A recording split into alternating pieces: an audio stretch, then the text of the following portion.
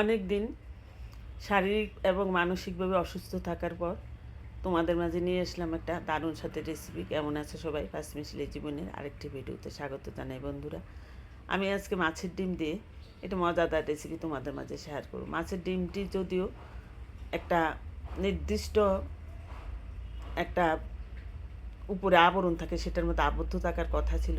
মাছটি কাটার জন্য আমার যে হেল্পিং হ্যান্ড সে কেটেছে, মাছের ডিমটার যে উপরে আবরণ থাকে সেটা তুলে ফেলেছে, তার জন্য মাছের ডিমটা একটু ছুটে গিয়েছে। ওইভাবে থাকলে, আবরণযুক্ত থাকলে ভালো হয়। আমি গরম জলে ডিমটি একটু হালকা ভাপ দিয়ে নেব। মাছের ডিম অনেকেই খেতে চায় না, মাছের ডিমে খসখস একটা ভাব থাকে, পছন্দ করে না। তোমরা যদি এইভাবে মাছের ডিম রান্না করো তাহলে যে কেউই সেটা খাবে, খুব ভালো করেই খাবে, খুব ভালো এইভাবে রান্না করলে। আমি মাছের ডিমটি ভাপ দিয়ে নিলাম, নিয়ে এখন একটা বাটিতে সুন্দর করে একটা চামচের সাহায্যে আমি একটু নরম করে দানাগুলি ছুটিয়ে নেব। মাছের ডিমটা খুব বেশি ভাপ দিলে চলবে না, হালকা ভাপ দিতে হবে, একটু ভিতরের জন্য নরম নরম থাকে। যে মাছের ডিম একেবারেই পরিপক্ক হয় সেই ডিম খেতে ভালো লাগে না। ডিম একটু নরম থাকলেই ভালো হয়। আমি মাছের ডিমগুলি চামিচ দিয়ে মোটামুটি নরম করে আলু মিশিয়ে দিলাম কিছুটা, 2-3টা ছোটো সাইজের আলু আমি সিদ্ধ করে নিয়েছি আগে, সেটা মথে নিয়ে দিয়ে দিলাম। সাথে দিলাম পেঁয়াজ কুচি, হলুদ, লবণ, জিরার গুঁড়া, কাঁচামরিচ কুচি এবং ধনিয়া পাতা দিয়ে সুন্দর করে মাছের ডিমটি প্রতিটি মশলার সাথে এবং আলুর সাথে মাছের ডিমগুলি আমি এভাবে মিশিয়ে নেব। তোমরা চাইলে হাত দিয়ে করতে পারো। আমি সুন্দর করে মিশিয়ে নেওয়ার পর এখন আমি তেলের মাঝে মাছের ডিমটি ভেজে নেব। এভাবে রান্না করে মাছের ডিম খেয়ে দেখো, খুবই ভালো হয়। আমরা মাছের ডিম অনেকেই খেতে চাই না, পছন্দ করে না। মাছের ডিম অনেকটা খসখসে বা একটা চাবা চাবা লাগে, তার জন্য অনেকে খেতে চায় না। কিন্তু এইভাবে রান্না করলে তোমরা অবশ্যই কেউই অপছন্দ করবে না, আশা করি। খেয়ে দেখতে পারো এইভাবে রান্না করে।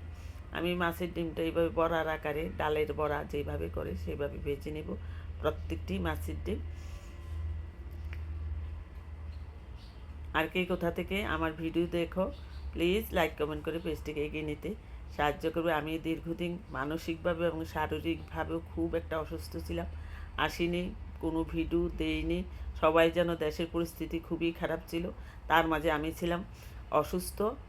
আর তো দেশের পরিস্থিতি চারিদিকে যে ভয়াবহ অবস্থা, সেটার থেকে মন খুবই অশান্ত ছিল, তার জন্য কোনো ভিডিও আমি অনেক দিন যাবৎ পোস্ট করিনি পেজে। জানি বন্ধুরা, পেজে প্রতিনিয়তই যে কোনো ভিডিও পোস্ট করতে হয়, আমার করার কিছু ছিল না, কারণ আমি খুবই অসুস্থ ছিলাম, তার জন্য করিনি। আজকে নিয়ে আসলাম তোমাদের মাঝে একটা দারুণ স্বাদের রেসিপি, মাছের ডিম দিয়ে আলু দিয়ে নর্মাল ঝোল। আমি এখন মাছের ডিমগুলি ভেজে নেব, নিয়ে এখন মশলা তৈরি করব। চলে আসলাম মাটির চুলায়, কারণ গ্যাস চলে গিয়েছে, কিছু করার নেই। বাইরে চলে আসলাম মাটির চুলায়, চুলা ধরিয়ে দিলাম। পেঁয়াজ বাটা, আদা বাটা, জিরার গুঁড়া, ধনিয়ার গুঁড়া, হলুদ, লবণ, মরিচের গুঁড়া দিয়ে মশলাটি কষিয়ে, আমরা বড় মাছের ঝোল যেভাবে রান্না করি সেইভাবেই রান্না করো। তোমরা চাইলে এখানে আলু দিতে পারো, আলু দিলেও ভালো লাগে। আমি আলু আর দিলাম না, যেহেতু মাছের ডিমের মধ্যে আলু মিশিয়েছি, তার জন্য আর আলু দিলাম না। যারা আলু খেতে পছন্দ করো, মাছের ঝোলে যেভাবে আলু দাও সেভাবে আলু দিয়ে রান্না করে খেয়ে দেখতে পারো, খুবই ভালো হয়। মশলাটি কষিয়ে নেওয়ার পর যখন তেল উপরে উঠে এসেছে, তখন দিয়ে দিলাম জল। জলটি ফুটতে শুরু করলে দিয়ে দেব মাছের ডিমের বড়াগুলি।